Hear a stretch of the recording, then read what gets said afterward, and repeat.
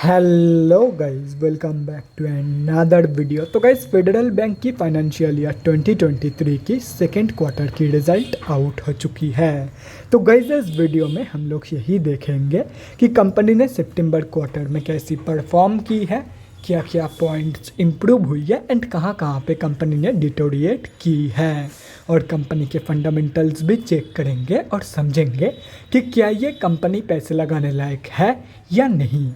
And उसके साथ साथ हम लोग कंपनी के टेक्निकल्स के बारे में भी डिस्कस करेंगे।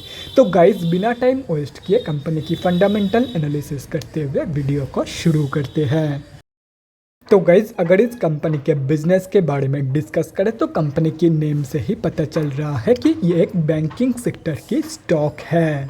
ये company both BSc and NSC में लिस्टेड है। तो अभी अगर इस कंपनी के कुछ इंपॉर्टेंट फिगर्स के बारे में डिस्कस करें तो 27,502 करोड़ की है कंपनी की मार्केट कैप, 11 की पी है, 5.03% है कंपनी की आरओसी एंड 11% है कंपनी की return on equity. Last 6 months के रिटर्न 35.4% है एंड लास्ट 3 साल की जो सेल्स ग्रोथ है वो अप्रॉक्सीमेटली 7.32% के आसपास निकल के आ रही है। कंपनी अभी अपनी बुक वैल्यू से ऊपर ट्रेड कर रही है। डिविडेंड यील्ड 1.38% है एंड फेस वैल्यू 2 रुपये की है। तो अभी अगर इस कंपनी की सितंबर क्वार्टरली की रिजल्ट के बारे में डिस्कस करें तो सितंबर 2022 की क्वार्टर की अनऑडिटेड स्टैंडअलोन फाइनेंशियल रिजल्ट आप लोगों के सामने है एंड यहाँ पे जितने भी सारे फिगर्स हैं वो सब लैक्स में दिया हुआ है। तो गाइस, सबसे पहले हम लोग कंपनी की इनकम चेक करते हैं। तो सितंबर 2022 की क्वार्टर में कंपनी ने अप्रॉक्सीमेटली 4630 करोड़ की इनकम जनरेट किया है। और अगर ये जून 2022 की क्वार्टर एंड सितंबर 2021 की क्वार्टर से कंपेयर किया जाए तो जून 2022 की क्वार्टर में कंपनी ने अप्रॉक्सीमेटली 4081 करोड़ की इनकम जनरेट किया था एंड सितंबर 2021 की क्वार्टर में अप्रॉक्सीमेटली 3871 करोड़ की इनकम।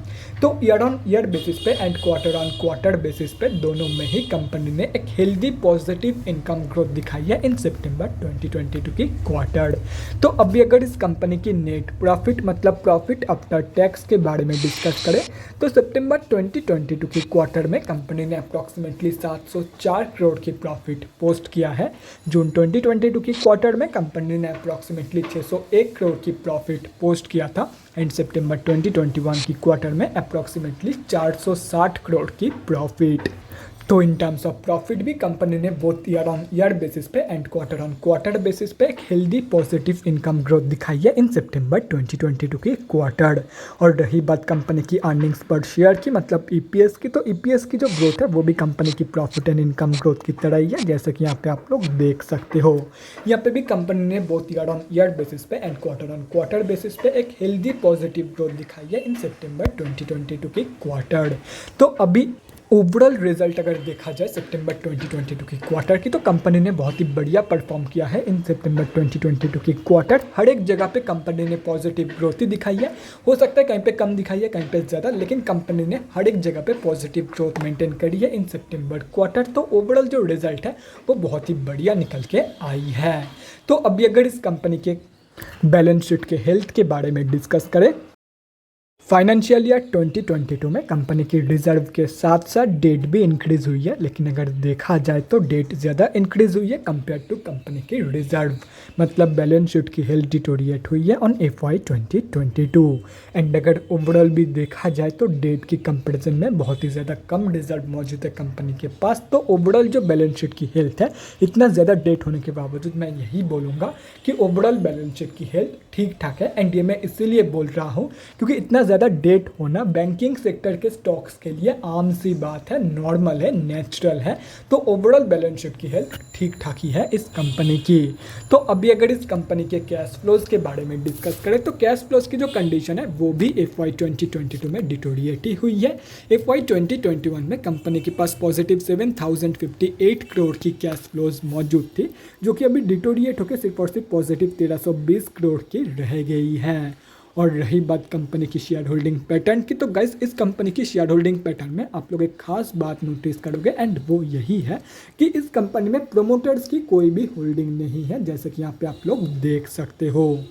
बाकी सितंबर क्वार्टरली की रिजल्ट अभी तक आउट नहीं हुई है, लेकिन अगर जून क्वार्टरली की रिजल्ट देखा जाए, बाकी सितंबर क्वार्टरली की शेयर होल्डिंग पैटर्न अभी तक आउट नहीं हुई है, लेकिन अगर जून क्वार्टरली की शेयर होल्डिंग पैटर्न देखा जाए तो अकॉर्डिंग टू जून क्वार्टर की शेयर होल्डिंग पैटर्न इस कंपनी में FIIs की होल्डिंग थी 26.2%, DIIs की होल्डिंग थी 42.12% एंड पब्लिक की होल्डिंग 31.68% के आसपास। तो गाइज अभी कंक्लूजन पे आते हैं कि क्या आप लोगों को इस कंपनी में पैसा लगाना चाहिए या नहीं। तो देखो गाइस, अगर आप लोग किसी बैंकिंग सेक्टर के स्टॉक में पैसा लगाना चाहते हो तो ये वन ऑफ द ऑप्शन बन जाता है, ये one of the good option बन जाता है आप लोगों के लिए। बेस्ट ऑप्शन तो नहीं बोलूँगा, लेकिन ये एक ठीक ठाक ऑप्शन बन जाता है फॉर लॉन्ग टर्म इन्वेस्टमेंट। बाकी शॉर्ट टर्म के लिए मैं आप लोगों को बिल्कुल भी सजेस्ट नहीं करूँगा कि इस कंपनी में आप लोग एक भी पैसा लगाओ।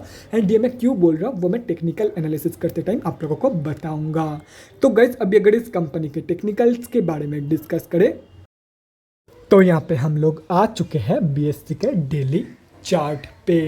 तो गाइज सबसे पहले हम लोग ये समझते हैं कि कंपनी में अभी चल क्या रहा है। तो गाइज कंपनी अभी अपनी 200 की मूविंग एवरेज से ऊपर ट्रेड कर रही है, मतलब कंपनी अभी ऑफिशियली अप ट्रेंड में है।